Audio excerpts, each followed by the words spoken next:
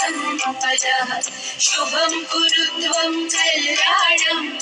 आरोग्यं धनसम्पदः शत्रुबुद्धिविनाशाय दीपज्योतिर्नमोऽस्तु ते दीपज्योतिर्नमोऽस्तु ते शुभं कुरु त्वं कल्याणम् आरोग्यं धनसम्पदः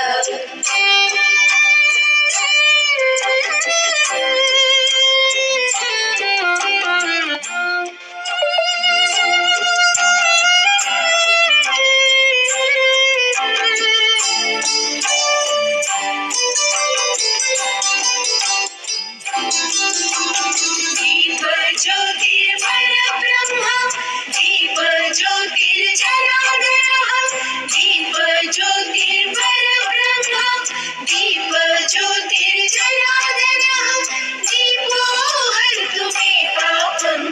सन्ध्यादीपनमोऽस्तु ते शुभं कुरु त्वं कल्याणम् आरोग्यं धनसम्पदः शुभं कुरु त्वं कल्याणम् आरोग्यं धनसम्पदः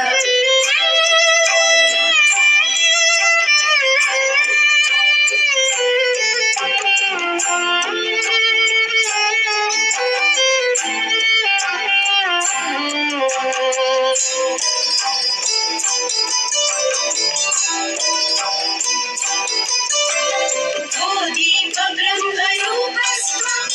ज्योतिषां प्रभुरं